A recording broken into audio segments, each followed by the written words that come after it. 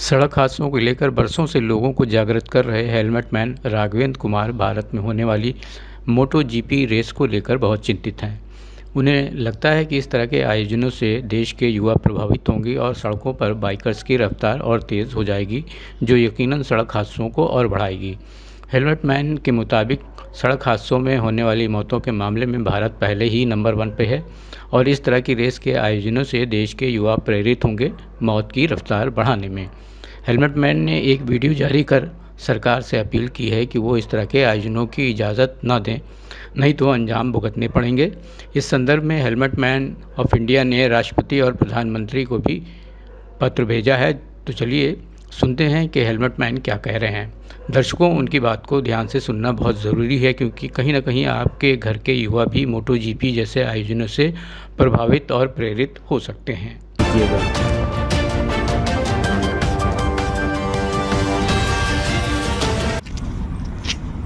22 से 24 सितंबर मोटो GP race हो रहा है हमारे भारत की सड़कों पर पहली बार। इसके लिए अलग से ट्रैक बनाए गए हैं उत्तर प्रदेश के गौतम बुद्ध नगर जिला में, जो कि भारत के लाखों युवाओं को रोमांचित करेगा।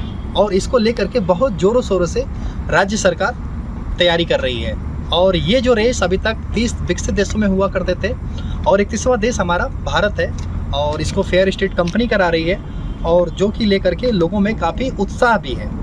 लेकिन मैं अभी हाथों में मेरे ये पत्र देख रहे हैं, मैंने यहाँ के मनीष वर्मा जो कि गौतम बुद्ध नगर के डीएम हैं, और अरुण वीर जी जो कि ये यमुना औद्योगिक विकास प्राधिकरण के सीईओ साहब हैं, उनको लेटर हमने दिया।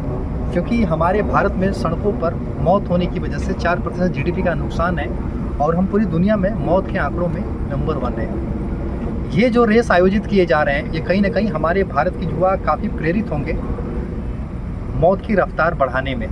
क्योंकि आपको पता है कि कुछ वर्ष पहले जब 2004-06 में ऐसे ही जब जॉन इब्राहिम की मूवी आई थी, तो उस समय गली गली में हर बच्चा जॉन इब्राहिम वैसी रेसिंग बाइक लेकर के निकल पड़ता था, और डबल साइलेंसर लगा करके, जो प्रशासन के लिए बहुत बड़ा सिरदर्द था। और आने वाले 2 से 3 सालों में देखा गया कि सड़कों पर रफ्तार के साथ मौत की रफ्तार तेज़ी से बढ़ गई, और जब ये रफ्तार बढ़ी तो हमारे देश में कभी रुका नहीं। और इस समय मैं ये देख रहा था कि जो भारत तो दुनिया में है ही मौत के आंकड़ों में, जिस राज्य में इस रेस का आयोजन हो रहा है उत्तर प्रदेश में, ये पूरे राज्यों से मौत में नंबर 1 भी है। और यहाँ के लोग 75% लोग साइकिल चलाते हैं। मैं ऐसा क्यों कह रहा हूँ? क्योंकि जो विकसित देश में जो रेस हुआ करते हैं, तो वहाँ पर पैदल चलने यात्रियों के लिए अलग ट्रैक होता है, साइकिल वालों के अलग ट्रैक होते हैं। वहाँ तक सामान्य तौर पर कोई गाड़ियाँ भी खरीदता है तो 250-300 स्पीड में गाड़ी चला सकता है, क्योंकि उस तरह के वैसे ट्रैक होते हैं। और वहाँ पर वैसी स्ट्रॉन्ग एजेंसियाँ होती हैं ताकि सड़क हादसों को रोक सके।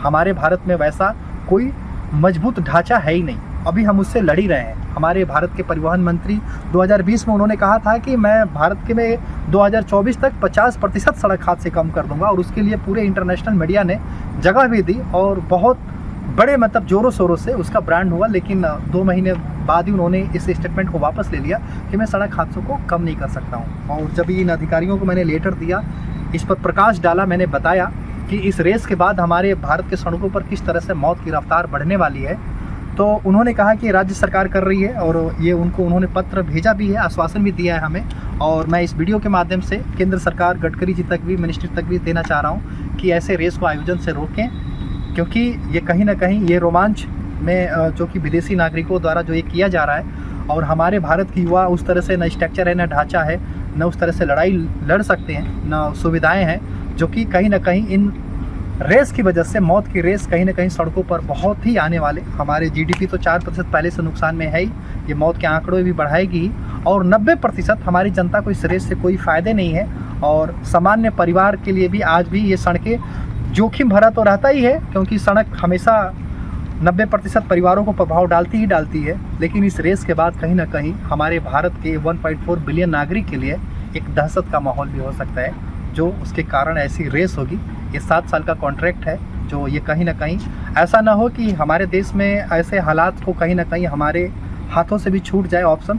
तो इसके लिए लड़ाई मैं लड़ रहा हूँ, और मैं पिछले 9 सालों से भारत की सड़कों पर लड़ रहा हूँ, और ऐसे आयोजन का मैं विरोध कर रहा हूँ। और मैं चाहता हूं कि भारत का हर नागरिक ऐसे रेस का बल्कि बहिष्कार करे, इस रेस को स्पोर्ट्स न माने बल्कि एक सर्कस माने, ताकि जैसे सर्कस में लोग ट्रेंड लोग जाते हैं, वैसे ही इसको सर्कस करार दिया जाए, ताकि ये जो विदेशी नागरिक हैं इस तरह से जो 350 से 400 की स्पीड में इस बाइक दौड़ाएंगे तो कहीं ना कहीं वो ट्रेंड होते हैं। और इस तरह का चीज़ें जो हमारे भारत की युवा सड़कों पर ना करें, क्योंकि आए दिन हम सड़कों पर देखते हैं 250-300 की स्पीड नॉर्मल सड़कों पर बाइक चलाने में मौत के शिकार हज़ारों में हो रहे हैं। और ये कहीं ना कहीं उन परिवारों के लिए दुख का एक विषय भी है जिस परिवार में ऐसे हादसे हो रहे हैं। तो मैं चाहता हूँ कि हमारा आज़ाद भारत खुशहाल भारत रहे, सड़कों पर रक्त न दिखाई दे।